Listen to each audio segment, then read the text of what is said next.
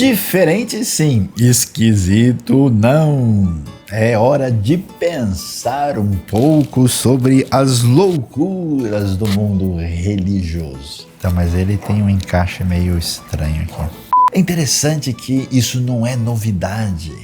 1 Timóteo 6, verso 4 e 5 fala de coisas malucas, estranhas, bizarras, que geravam briga e confusão e que não tinham valor algum. Aliás, esquisitice é o caminho da bizarrice, quando muita gente, em vez de entender o caminho tão saudável da espiritualidade, quando Deus nos diz que o foco é amar a Deus sobre tudo e ao próximo como a nós mesmos, um caminho que entende a graça de Deus, que é focado na ética, na vida em favor do próximo, no trabalho missionário, na proclamação do amor de Deus e no estudo da verdade da doutrina bíblica. Tem gente que está pensando sobre o formato do chapéu, a qualidade da roupa que a pessoa usa, o tipo de sapato, o tipo de coisa que a pessoa come ou deixa de comer, ou faz isso e aquilo. É muita loucura nesse universo completamente complicado. O que acontece é que algumas pessoas, infelizmente, pela sua dor na história, pela sua experiência difícil,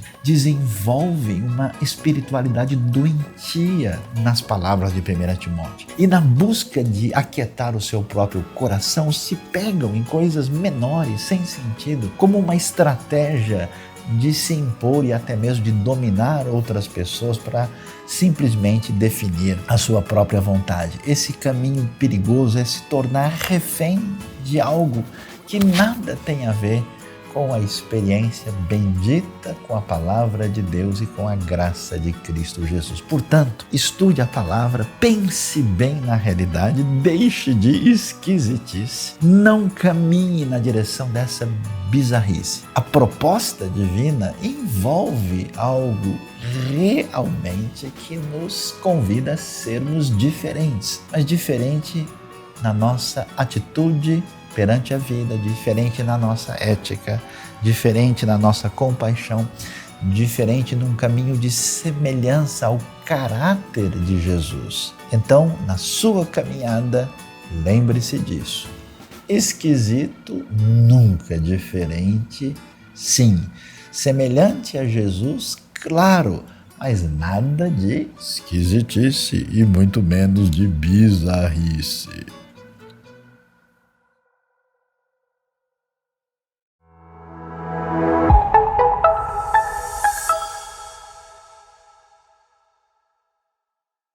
Oi, gente, eu sou o Tito da Turma das Nações. Oi, gente, eu sou o Lucas Felipe, do Ministério de Adores, e venho convidar você para a celebração online. Seja bem-vindo!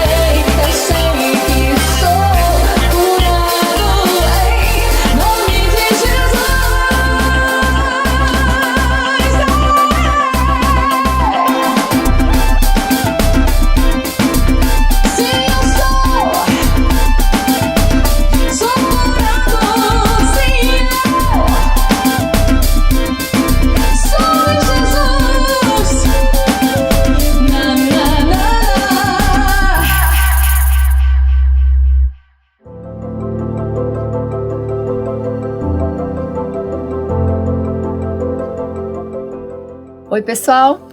Quero me apresentar. Meu nome é Cecília. Esse é meu marido, Brian. Nós somos missionários lá no extremo norte do Brasil. Trabalhamos com povos indígenas. E é um prazer estar aqui com vocês hoje, celebrando juntos. Realmente nós temos muitos motivos de gratidão a Deus. Nós trabalhamos com o ensino e a capacitação de líderes indígenas. E acabamos de fazer um curso de liderança e foi tão gratificante ver o desejo e realmente a alegria de estudar a palavra de Deus entre os indígenas. Mas não somente isso, mas também alguns dos indígenas que têm crescido ao longo dos anos. Eu trabalho há 28 anos com esse povo e agora nós estamos vendo líderes crescendo e amadurecendo, e hoje nós temos alguns que fazem parte da equipe de ensino dos novos alunos. E para ver o respeito que eles têm conquistado e também o exemplo de vida deles, realmente mostrando o caráter de Cristo. Então é isso mesmo que nós desejamos, para que nós possamos ser mais como Cristo.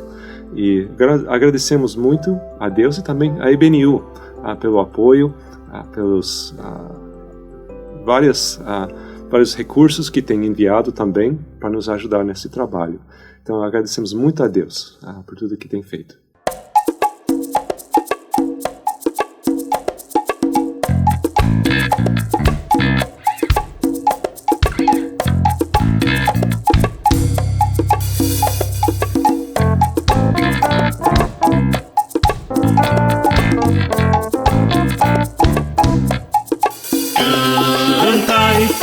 Ao Senhor,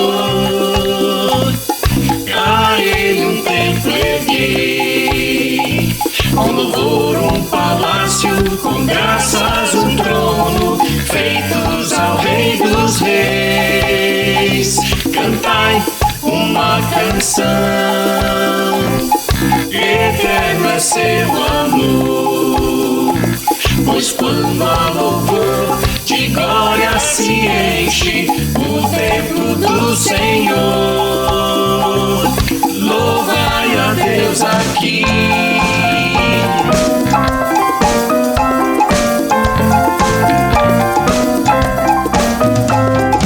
Deus habita em meio aos louvores e canto dos santos. Deus habita em meio aos louvores e canto dos santos.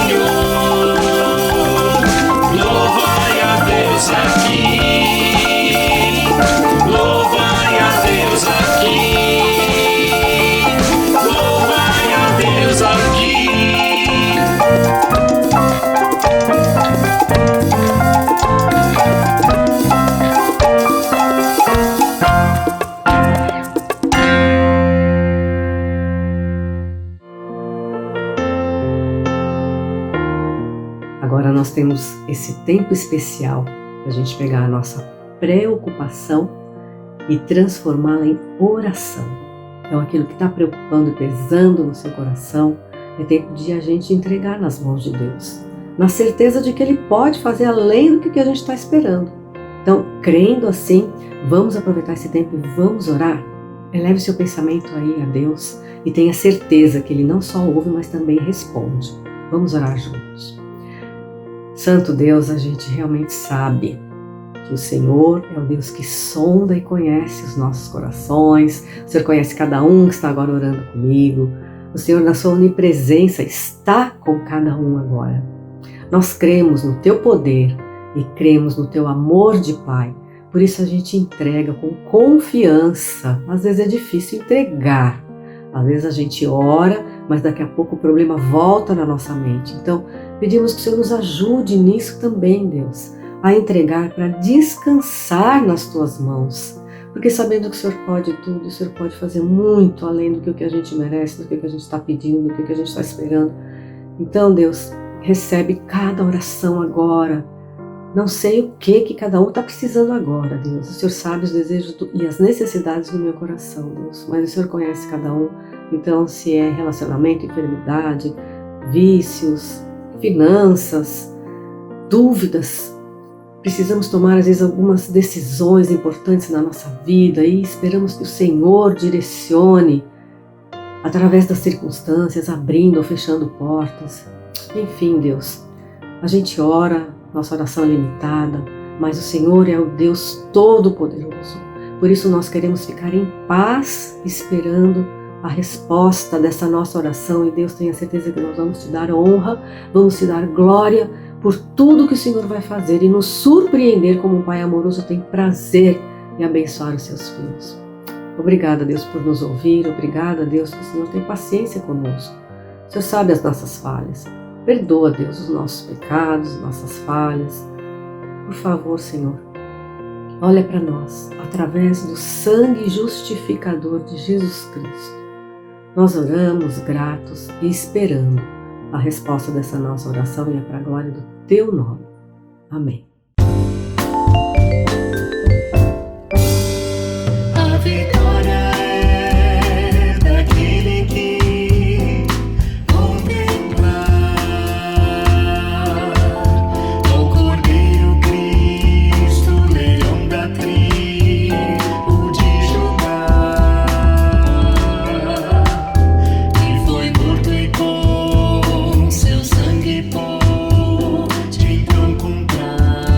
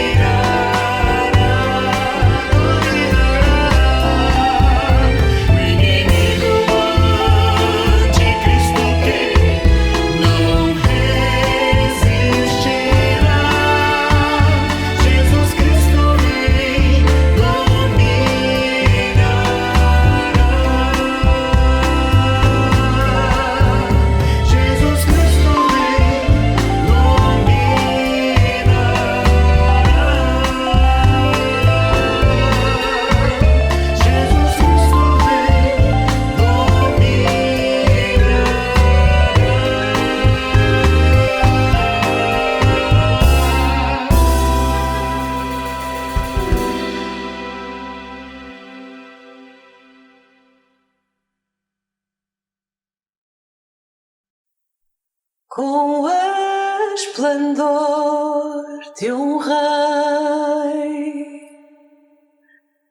em majestade e luz, faz a terra se alegrar,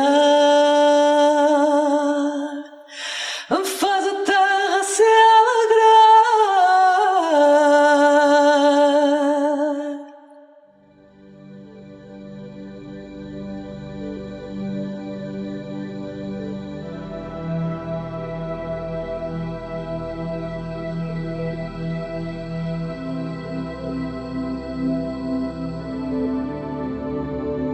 Gesù ritornerà, la morte fuggirà, il buio tremerà, il buio tremerà.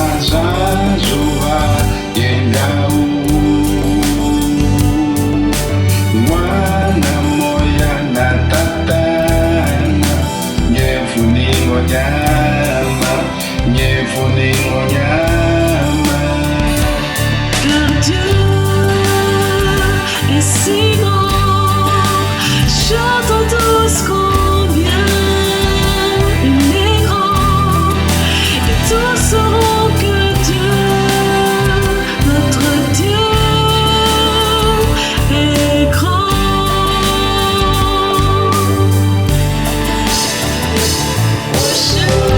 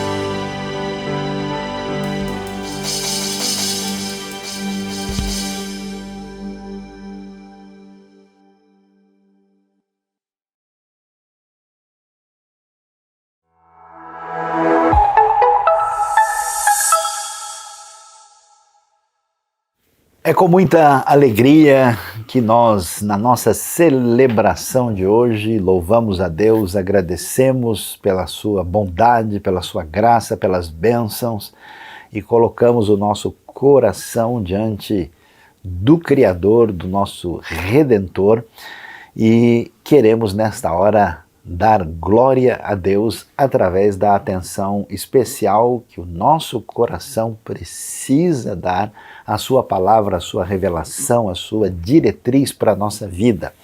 E hoje, quando nós estamos pensando em tantos lugares do nosso planeta, da condição das mulheres, nas suas lutas, nas suas qualidades, dificuldades, falhas, é muito importante pensar sobre qual é a palavra divina que tem uma diretriz para como lidar com a questão feminina, daquilo que envolve essa criatividade especial de Deus, que criou homem e mulher como parceiros no projeto da criação e da redenção, né? Ao grande louvor a Deus pela sua criatividade e pela beleza do seu projeto extraordinário. Zahar u'nekevá bara otam.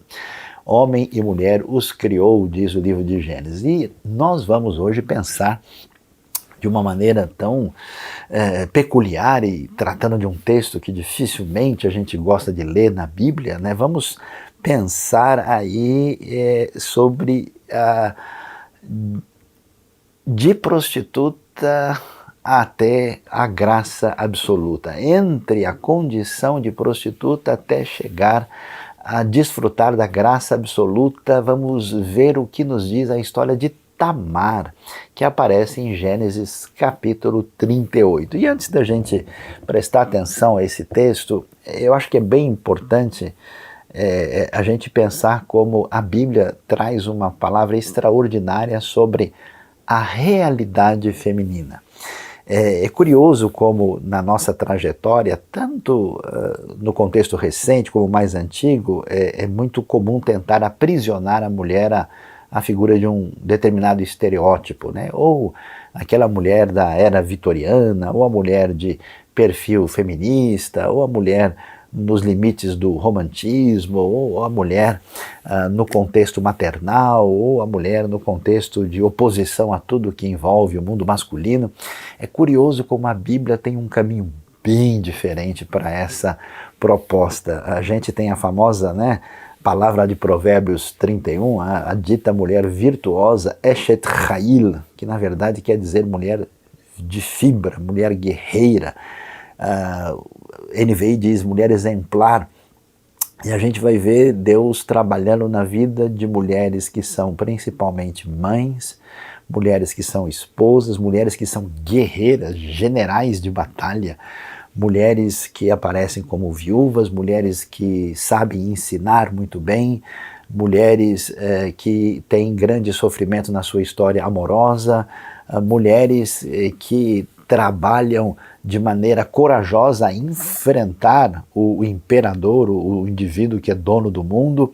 É muito impressionante esse caminho de diversidade. Então não existe a mulher na Bíblia, existem as diversas mulheres com as suas peculiaridades, com seus dons diferentes, sem estarem estereotipadas como um determinado tipo de pessoa específica, desde a profetisa Hulda, até mesmo a grande guerreira Débora, a adolescente Maria, que vai ser a mãe de Jesus, a mulher samaritana, Priscila. São tantos exemplos impressionantes que de fato a gente vai ver que na hora de falar da mulher ninguém pode meter a colher, porque só Deus pode nos dar uma diretriz adequada sobre a questão. E falando sobre Tamar, é interessante o que diz o texto em Gênesis 38. A Bíblia diz o seguinte: por essa época, Judá deixou seus irmãos e passou a viver na casa de um homem de Adulão chamado Ira.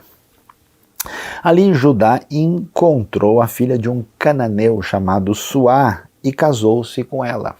Ele a possuiu, ela engravidou e deu à luz um filho, ao qual ele deu o nome de Er. tornou a engravidar, teve um filho e deu-lhe o nome de Onã. Quando estava em Quezibe, ela teve ainda outro filho e chamou-o Selá. Judá escolheu uma mulher chamada Tamar para seu filho mais velho, mas o Senhor reprovou a conduta perversa de filho mais velho de Judá, e por isso o matou. Então Judá disse a Onã: case-se com a mulher do seu irmão, cumpra as suas obrigações de cunhado para com ela e dê uma descendência a seu irmão.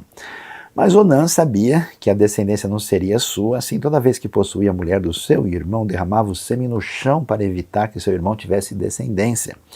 O Senhor reprovou o que ele fazia e por isso o matou também. Disse então Judá, sua nora Tamar: more como viúva na casa de seu pai até que o meu filho Selá cresça, porque temia que ele viesse a morrer com seus irmãos. Assim Tamar foi morar na casa do pai. Vamos até aí, a gente continua a nossa leitura na sequência aqui do texto de Gênesis 38. O que nós observamos nessa história? A primeira coisa que chama a atenção é esse capítulo de Gênesis 38 está num lugar muito estranho. Se você leu a Bíblia com atenção, você estuda o livro de Gênesis, e Gênesis assim tem duas divisões muito claras. É Gênesis de 1 a 11, né, que é a história do início de todas as coisas, e depois a história dos patriarcas, que começa no capítulo 12, e lá nós vamos ter uma atenção especial dada a Abraão até o capítulo 25. Depois nós temos ali uma transição, né, que envolve a figura de Isaac, que começa a aparecer no capítulo 21, 22 especificamente, e termina no 26. Isaac não tem uma atenção especial, e depois Gênesis se concentra na história de Jacó, que vai do capítulo 27 até especificamente 35, mas com desfecho no 36, quando a gente vê lá o detalhamento sobre a genealogia de Esaú. Quando a gente chega no 37, nós temos o momento do desfecho de Gênesis voltado para a história de José. 37 até 50, e de repente capítulo 38 aparece no meio, uma história assim inusitada, parece que ele interrompe a narrativa de José, que nós temos no 37 e no 39. E é curioso porque isso acontece.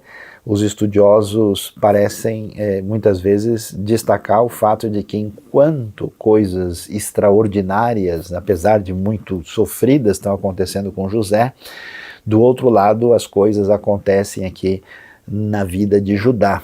E a gente olhando, por exemplo, para o capítulo 35, fala da confusão, né, da família de Jacó, que ela tem um monte de problemas, e aí parece que o 38 entra para dar um enfoque maior nessa situação, ou seja, é um capítulo intencionalmente destacado, que a gente olhando para ele parece que não teria lugar para colocar em Gênesis, e ele aparece aí numa espécie de relato paralelo, enquanto aquilo que acontece lá na ida para o Egito da própria pessoa de José e a sua grande narrativa histórica que Gênesis dá atenção. E aí o que nós vemos? Judá, que é o quarto filho de Jacó, cujo nome é especial porque significa louvor, tem a ver com adorar, né? E ele aparece com um certo destaque.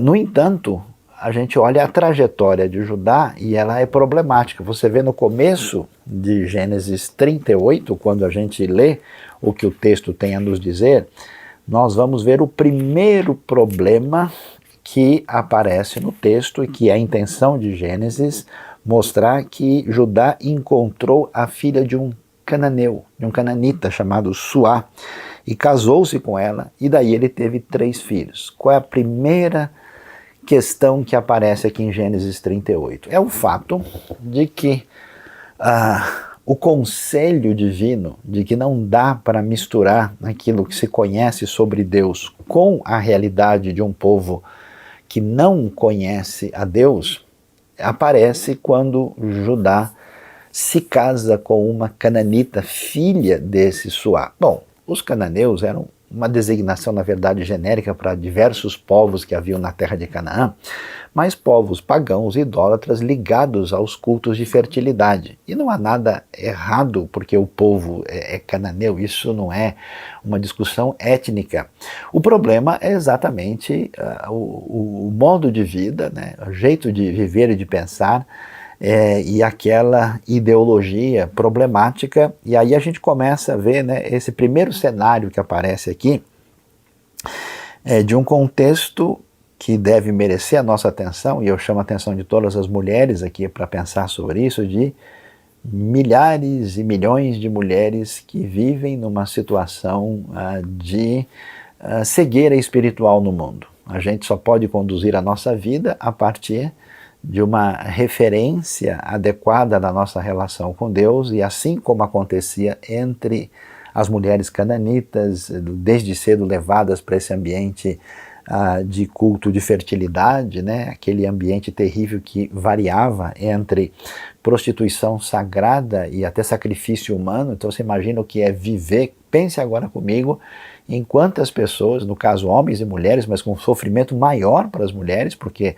acabam sendo objeto do uso perverso de muitos homens no mundo, e essa realidade está presente aí. E olha que coisa maluca, Judá, que é filho de Jacó, cujo nome significa louvor, ele é que vai se envolver exatamente, vai escolher uma mulher cananita, né? E o livro de Gênesis trabalha muito isso, né, com o restante também do Pentateuco e dos livros históricos primeiros, como o povo de Israel corre um risco de voltar para essa realidade politeísta afastada do Deus único. Então eles não podem, não devem se envolver com essas mulheres, como foi o caso, por exemplo, de Esaú, que é exatamente o tio de Judá, né, como acontece nesses relatos mostrando como isso é um problema. Você lê Gênesis 34, a história de Diná, ali que acontece aquele problema entre os heveus, né, como é o caso de Siquém e Hamor, que é uma história terrível, né? A gente vê como essa relação de aproximação indevida causa problemas enormes, e é isso que aconteceu. O que a gente descobre então? Os filhos de Judá têm outra criação, têm outra formação. Nós vamos ver o texto falar de 3 nomes: Er, Onã e Selá.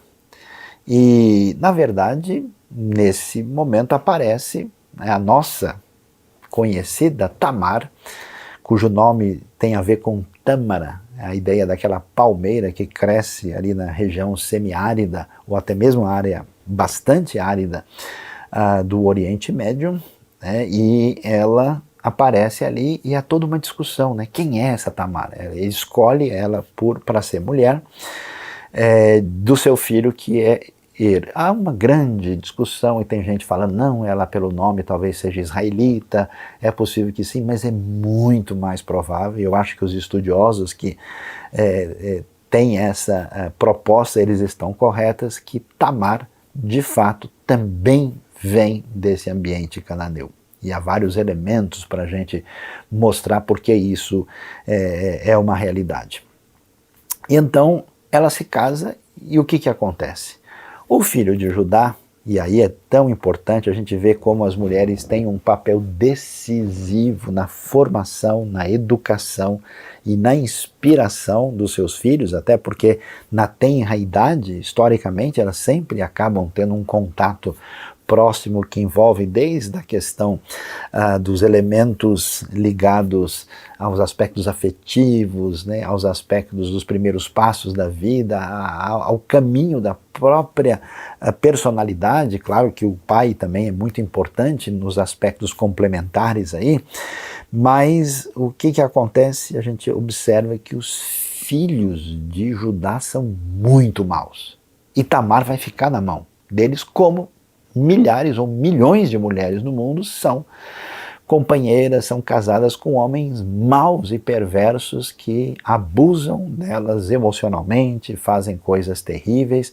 E aí o que acontece? Como ele era muito perverso, a Bíblia não detalha, Deus abreviou a sua vida. né, que alguém às vezes assusta com isso, mas a gente sabe que tem gente destinada ao mal na sua própria intenção, ele se compromete com a perversidade, e para os que estão à sua volta, né, o fim de um Herodes, um fim de um Hitler, um fim de um assassino em massa, né, de um Stalin, de um faraó perverso, é um descanso para aqueles que são oprimidos e assassinados diariamente.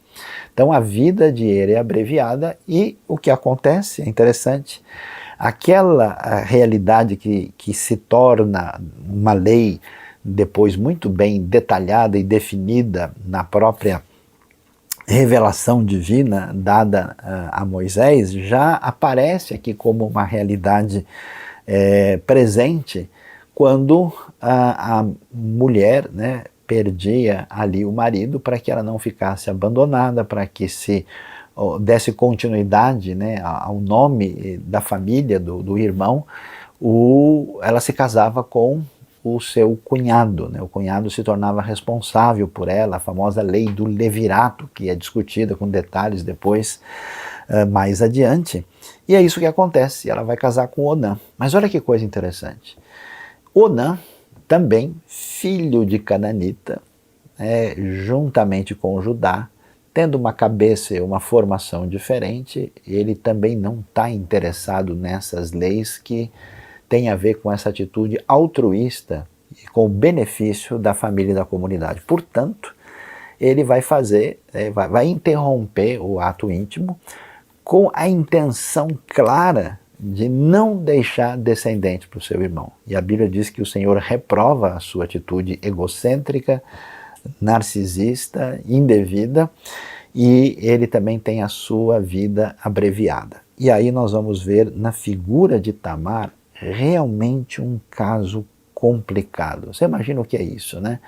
Uma mulher de origem cananita, casada com alguém do contexto israelita, que parece que não tem tanta firmeza na sua vida, e aí, tendo passado, né, com essa família mista e complicada, aí perde 2 maridos, fica viúva. Você imagina como é que é a cabeça, como é que é o jeito de ser e de pensar de uma mulher nessas condições. E aqui a gente tem o nosso olhar de misericórdia, né, por essa situação que é análoga ao sofrimento de muitas mulheres que, dando passos não tão sábios na vida, tomaram decisões ou foram envolvidas em decisões de outros que simplesmente acabou com a sua vida.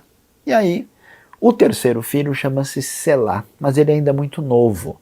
Então, o sogro, que é o Judá, chega para Tamar e diz: você fica aí como viúva, vamos aguardar o Selá crescer e depois a gente resolve a sua situação. É uma coisa assustadora, né? Essa espera sem fim, que a gente não sabe quando vai acabar, que encontra aí a trajetória de Tamar e que é semelhante à vida de tantas mulheres em todo o mundo. E o que é que vai acontecer? Vamos ver de volta aqui? Vamos ver o que Gênesis 38 vai mostrar e vai nos ensinar sobre a realidade crua da vida, onde histórias reais que marcam a nossa realidade são importantes para o entendimento do que a gente precisa saber. Eu acho impressionante a Bíblia como o seu senso de realismo, ela realmente fala do cotidiano, do dia a dia. Tempos depois, diz a Bíblia a partir do verso 12, morreu a mulher de Judá, filha de Suá. Passado o luto, Judá foi ver os tosquiadores do seu rebanho em Tímina com seu amigo Ira, o adulamita. Então você imagina, agora Judá também perde a esposa e ele está viúvo, né? Tem Judá viúvo e tem Tamar viúva, e ele vai lá na região aí que fica na área hoje ali da chamada Judéia, área judaíta, e vai lá ver os seus rebanhos, né? E ele então vai, quando foi dito a Tamar: o seu sogro está a caminho de Tímina para tosquear suas ovelhas. E ela trocou as roupas de viúva, cobriu-se com o véu para se disfarçar e foi sentar-se à entrada de Naim, Enaim, que fica no caminho de Tímina. Ela fez isso porque viu que, embora Selá já fosse crescido, ela não lhe tinha sido dada em casamento. Quando a viu, Judá pensou que fosse uma prostituta, porque ela havia encoberto o rosto. Olha que história mais estranha. Não sabendo que era sua nora, dirigiu-se a ela à beira da estrada e disse: venha cá, quero deitar-me com você. Ela lhe perguntou: o que você me dará para deitar-se comigo? Disse ele: eu lhe mandarei um cabritinho do meu rebanho. Ela perguntou: você vai me deixar alguma coisa como garantia até que eu mande? Disse Judá: que garantia eu devo lhe dar? Ela respondeu: o seu selo com o cordão e o cajado que você tem na mão. Ele os entregou e ele a possuiu, e Tamar engravidou dele. Ela se foi, tirou o véu e voltou a vestir as roupas de viúva. Judá mandou o cabritinho por meio do seu amigo Adulamita, a fim de reaver da mulher sua garantia, mas ele não encontrou. E perguntou aos homens do lugar: onde está a prostituta cultual que costuma ficar à beira do caminho de Naim? Eles responderam: aqui não há nenhuma prostituta cultual. Assim ele voltou a Judá e disse: não encontrei. Além disso, os homens do lugar disseram que lá não há nenhuma prostituta cultual. Judá então disse: fique ela com o que lhe dei, não quero que nos tornemos objeto de zombaria. Afinal de contas, mandei a ela esse cabritinho, mas você não a encontrou. Que história mais estranha e diferente nós vamos encontrar aqui. O que a gente observa? Tamar se encontra, como acontece com a história de tanta gente e particularmente de tantas mulheres no mundo, num momento de desespero e de uma atitude impensada. Quantas vezes eu conversei com mulheres que acabaram se envolvendo com um indivíduo inadequado, perverso, que as maltratou, abusou fisicamente, abusou psicologicamente, fez coisas terríveis, e elas simplesmente tomaram a atitude de se envolver ali de maneira completamente impensada e refletida. E aí, em muitas situações, a pessoa fica sozinha no mundo, sem ter para onde correr. E é o que a gente vê. E é interessante como a Bíblia dá uma atenção particular a isso. Essa mulher que conhece razoavelmente a realidade do Deus de Israel e que tem essa origem gentílica e que agora fica sozinha e foi abandonada. Como acontece com muitas mulheres que cometeram erros e equívocos e depois, nesse cenário, ficam perdidas e sem saber como tomar decisão na vida. E como a gente vê hoje, a realidade não é diferente. Tamar, no desespero, resolve ter uma atitude de prostituta. E olha que é curioso aqui, porque ela está com raiva do sogro, porque o sogro esqueceu dela, abandonou, largou para lá, não quer saber se ela está bem ou não está. Ela não tem futuro. Já imaginou o que é viver sem nenhuma perspectiva do que vai acontecer daqui para frente, numa sociedade onde o protagonismo é totalmente masculino, onde você não tem perspectiva nenhuma? Ela fica assim, e naquele desatino, naquele momento de desespero, sabe aquela coisa da pessoa que estava lá na hora da balada e tomou uma coisa a mais e saiu com não sei quem e passou pela a situação mais complicada da sua vida? É isso que a gente vê aqui, um quadro semelhante. Ela então, desesperada, vai lá, fica na estrada, se posiciona como prostituta, e Judá está sozinho, está viúvo, num contexto onde a moralidade não está sintonizada com princípios que a gente vai ver cristalizado na Bíblia depois. Judá vai lá e ela faz toda a negociação com ele. Olha que coisa impressionante, né? Ele se deita com ela sem qualquer elemento afetivo, tanto é que ele nem sabe que foi ela, porque ela está com o rosto coberto, né? Então você imagina um cenário assim terrível e complicado que a gente vê, e acontece essa situação.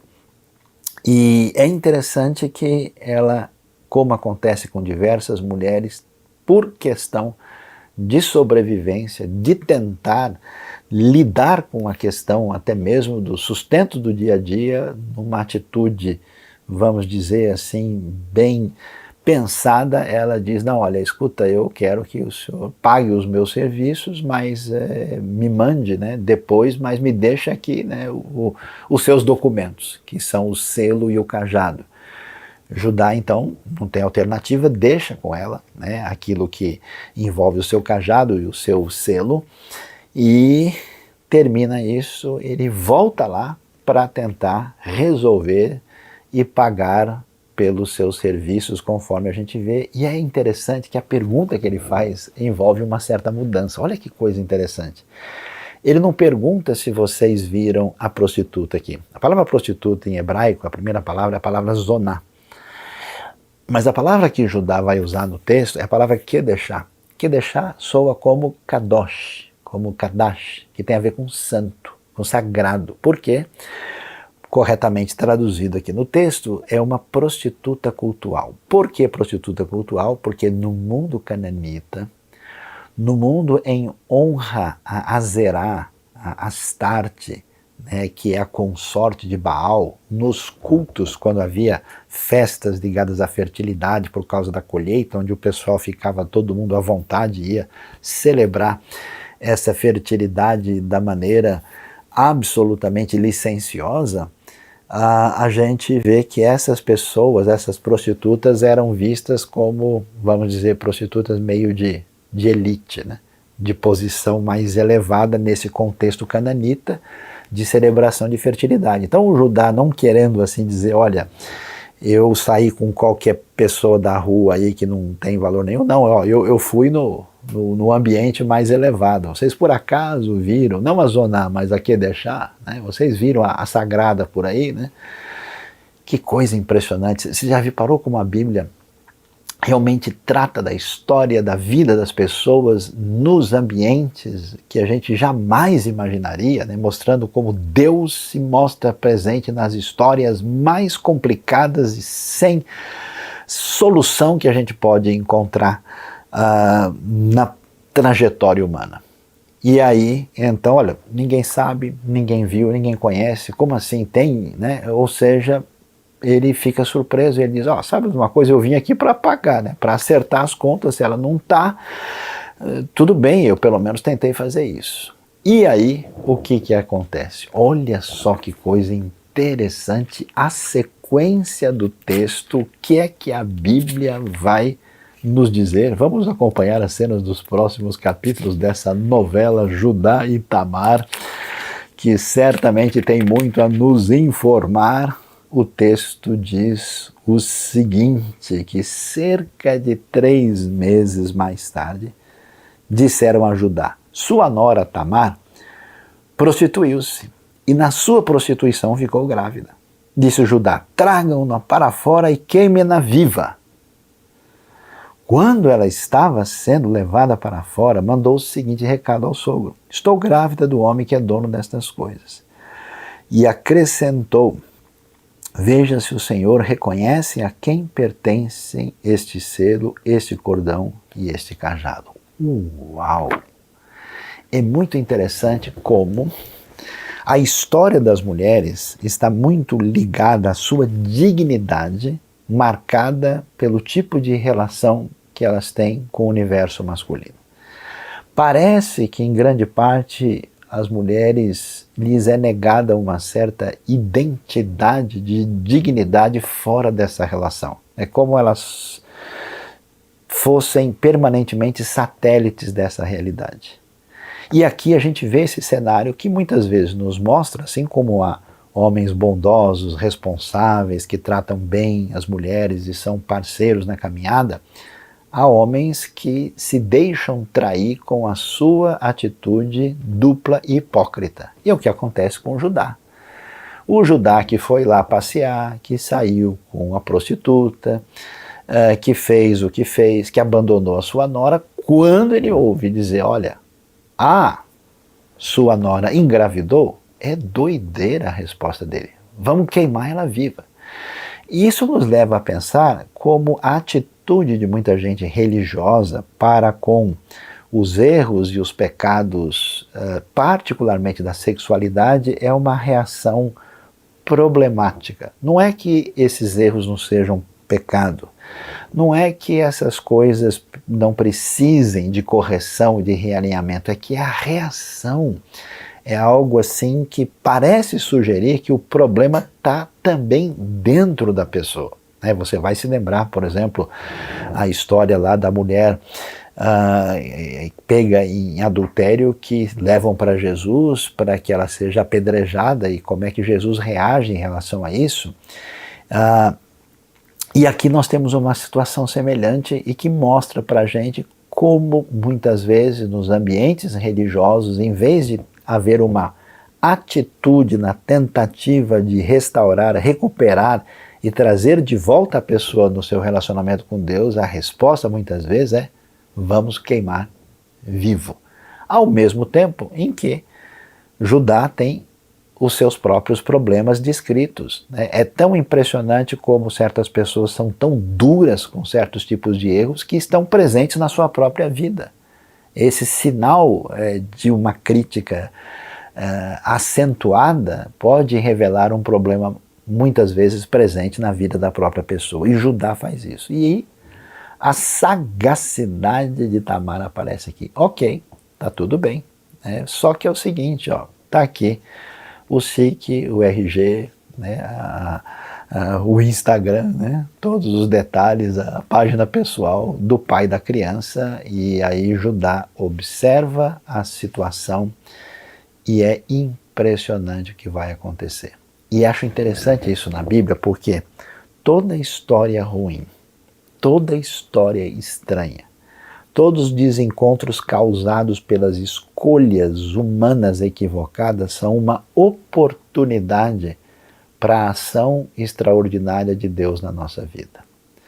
Apesar da atitude covarde e hipócrita de Judá diante da mulher desesperada e pecadora, aquela que se fez prostituta, diante de uma situação de terrível luta, agora é hora de aparecer a oportunidade de ver o que é graça absoluta. Olha o que vai acontecer no texto. Quando isso acontece, a Bíblia nos diz que Judá os reconheceu, verso 26, e disse: ela é mais justa do que eu, pois eu devia tê-la entregue a meu filho Selá, e não voltou a ter relações com ela. Quando lhe chegou a época de dar à luz, havia gêmeos em seu ventre. Enquanto ela dava à luz, um deles pôs a mão para fora, então a parteira pegou um fio vermelho e amarrou o pulso do menino, dizendo: este saiu primeiro. Mas quando ele recolheu a mão, seu irmão saiu, e ela disse: então você conseguiu uma brecha para sair? E deu-lhe o nome de Pérez. Depois saiu seu irmão, que estava com o fio vermelho no pulso, e foi-lhe dado o nome de Zerá. É muito valioso ver o que vai acontecer aqui no texto, porque a partir da experiência desastrosa de Judá e Tamar, uma coisa assim que é assustadora, uma história que a gente nem quer ler de noite para poder dormir direito, nós vamos ver que quando Judá é confrontado com a realidade, Judá vai dizer uma frase que é surpreendente, porque ele é israelita, ele é filho de Jacó. Ela tem origem cananita. Ela é simplesmente uma viúva abandonada sem esperança de vida. Ele poderia, talvez, dizer: não, você roubou essas coisas, isso é mentira, não tem como fazer exame de DNA. Ele está numa posição de protagonismo. Na hora que ele é confrontado, Judá finalmente se arrepende e diz: de fato, quem está errado aqui sou eu. E essa é uma realidade que precisa estar presente na vida de homens e mulheres nesse mundo de conflitos e oposições desnecessárias. O mundo só vai adiante quando eu dou marcha ré e reconheço o meu erro, reconheço o meu pecado e entendo a minha necessidade de retratação e de arrependimento. E aí Judá vai dizer a frase que é a frase que emerge dessa história, quando ele diz: olha, ela é mais justa do que eu. Para ele dizer uma frase dessa, você não faz ideia qual é o custo nesse ambiente de protagonismo masculino e de honra pública, o que isso vai significar. ele diz de fato, ó, eu abandonei por completo. Eu devia ter visto a situação dela estar casada, eu nem me lembrei mais nada a respeito do assunto e ela então fez isso. E aí o que acontece? O que a gente faz quando tudo está perdido? A resposta é, a gente não tem muito a fazer. Quem faz é Deus. E é interessante.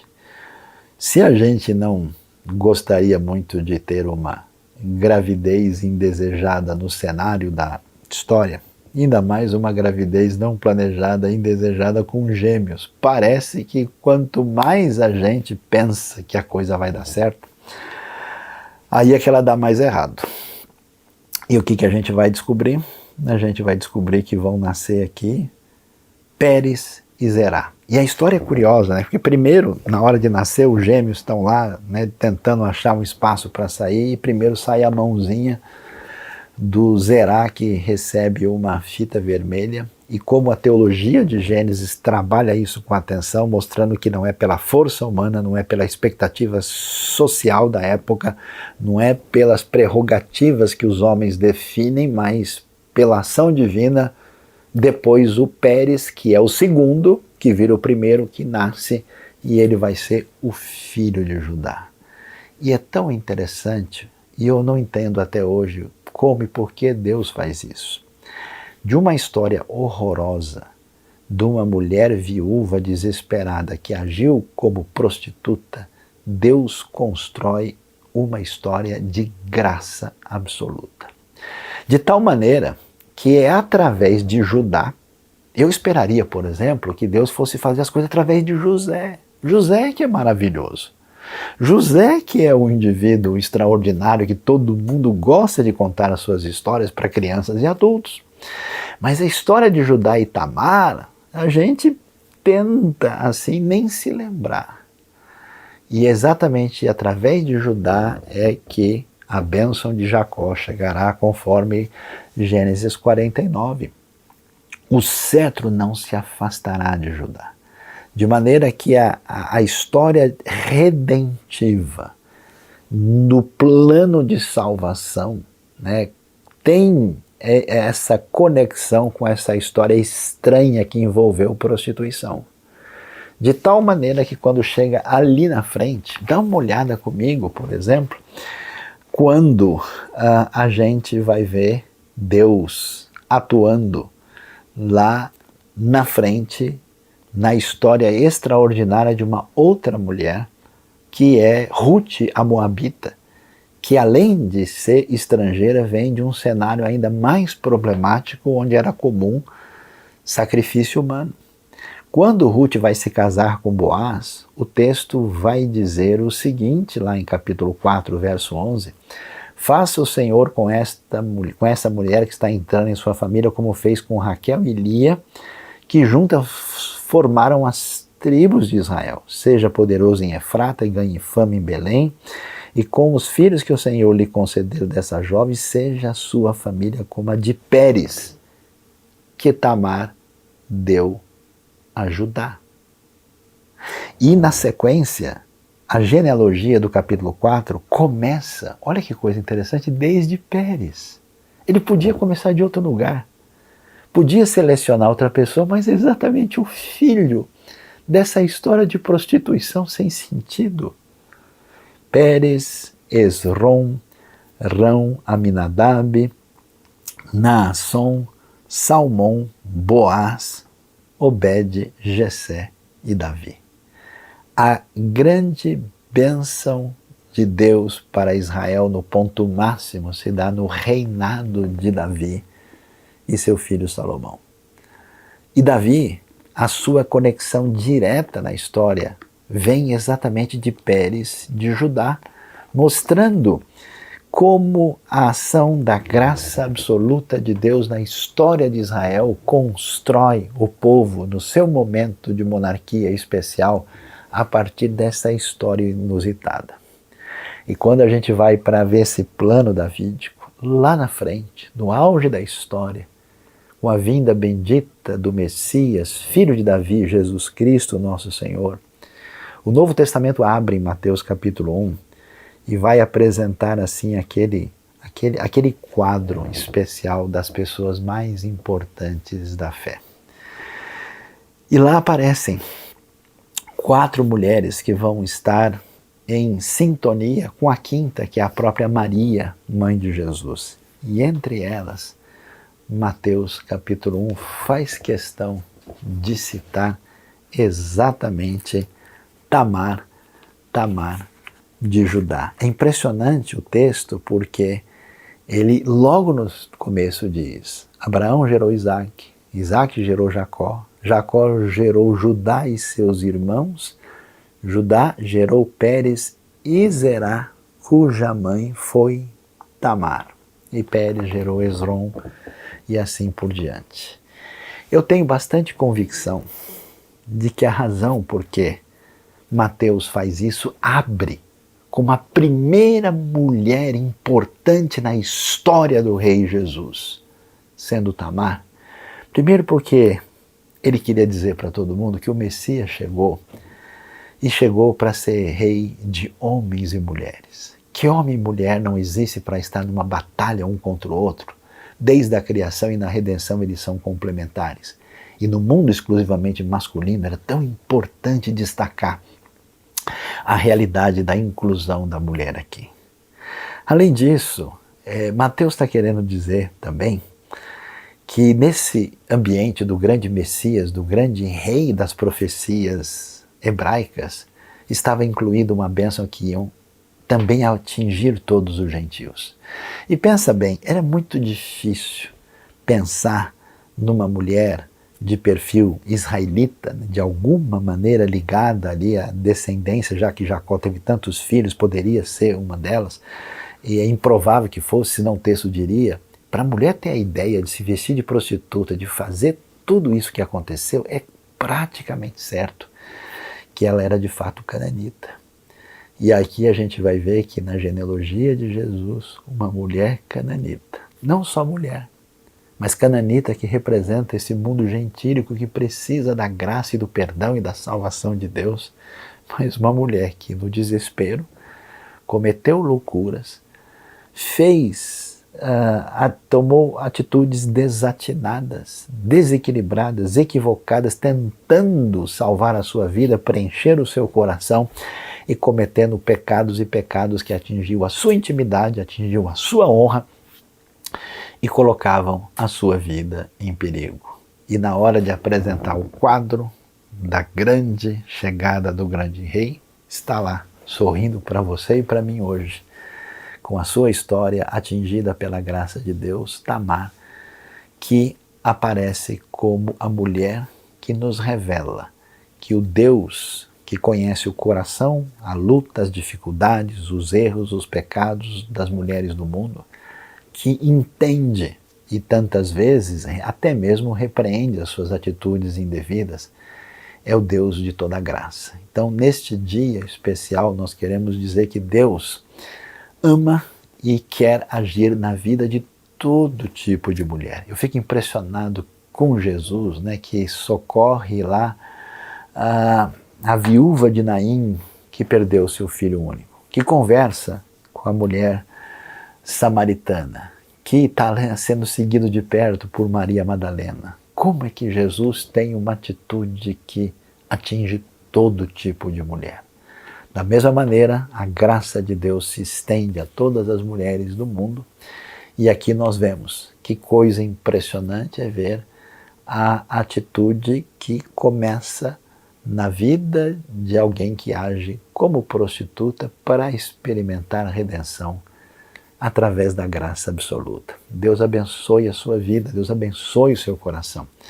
E especialmente você, mulher, que ouve essa mensagem, que talvez tenha sua vida marcada por derrotas, por lutas, por dificuldades incompreensíveis, ouça a palavra de Deus de maneira extraordinária, da mesma maneira como Ruth ouviu um dia.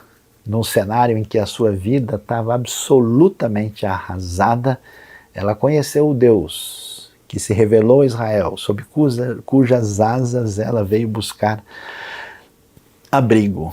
E aí ela talvez pensasse o seguinte: olha, no meu caso eu acho que é muito complicado. Eu não vou ter muito jeito. morando com uma viúva desamparada, já sendo viúva ainda quando muito jovem, morando numa terra estrangeira onde eu sou maltratada e mal recebida, recebendo todos os olhares de juízo e de condenação. Será que existe salvação? No dia em que ela casa com Boaz, a resposta do texto é: lembra o que Deus fez com Tamar, através da sua história, onde ele construiu uma família, de onde veio Pérez e toda a geração? Pois é, se Deus foi capaz de mudar a história de Tamar, não há condição difícil que ele não possa mudar para abençoar. Deus abençoe a nossa vida, nosso coração, e que todas as mulheres do mundo sejam abençoadas nesse dia com a palavra do Senhor. Amém.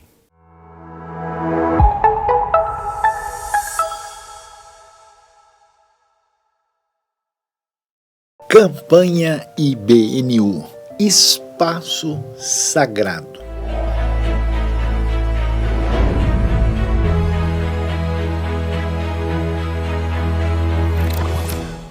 Mas o que é o sagrado, o que é o espaço? O nosso espaço IBNU quer se tornar um espaço caprichado e ampliado para abençoar o que é mais sagrado, que são as pessoas que Deus ama. E por isso nós estamos numa campanha com o objetivo de termos um total de R$500 mil para ampliar e para tornar o nosso espaço um lugar de bênção para as pessoas que nos visitam, os projetos que nós acolhemos, os nossos filhos, as crianças, os adolescentes, os jovens, para que toda aquela área que nós usamos toda semana para ampliar o reino de Deus se torne um canal de bênção maior.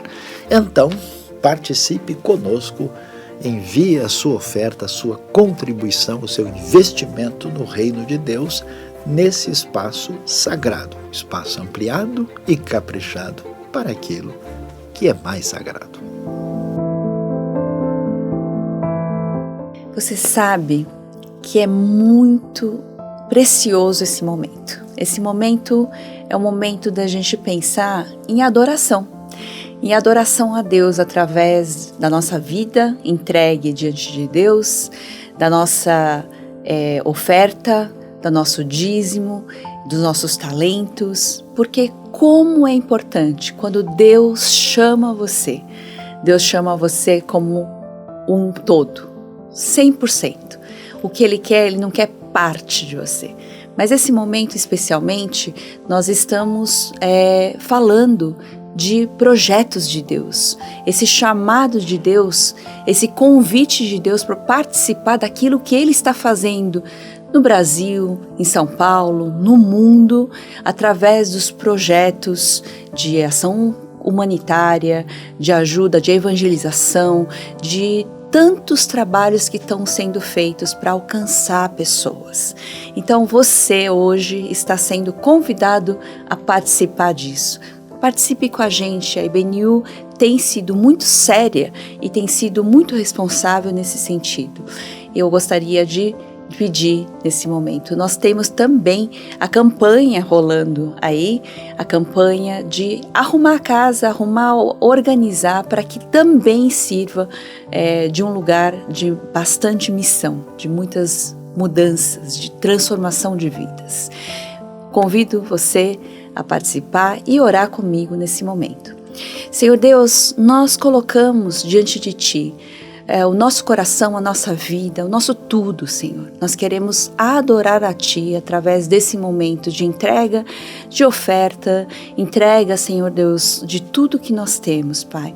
Que realmente o Senhor use essa oferta de maneira preciosa para alcançar vidas, para fazer diferença, Senhor Deus, onde não só a ajuda, não só as pessoas consigam alcançar, Senhor Deus, com a Tua palavra, com a transformação, com o alívio, Senhor Deus, da necessidade, das dores, Senhor, do sofrimento, Senhor Deus, olha, Senhor Deus, e alcança. Nós pedimos também, abençoa, Senhor Deus, a cada vida, a cada pessoa, Senhor Deus, que está entregando a Ti, Pai.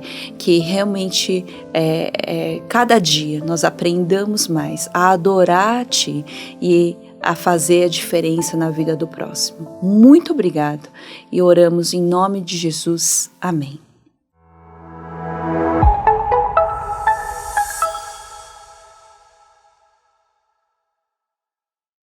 Chegamos a mais um final de celebração, mas não para por aí, a coisa não acabou. Durante a semana, a IBNU tem diversas programações. Fique junto com a gente, acompanhe os outros canais, acompanhe o Instagram, o Facebook, tem muita coisa boa para aproveitar durante a semana. Tem ensino, tem live, então não perca. Fique junto com a gente durante a semana e a gente se vê na próxima celebração. Até domingo que vem.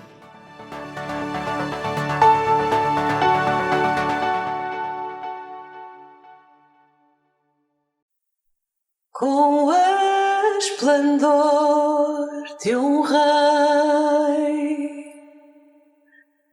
em majestade e luz, faz a terra se alegrar, faz a terra se alegrar.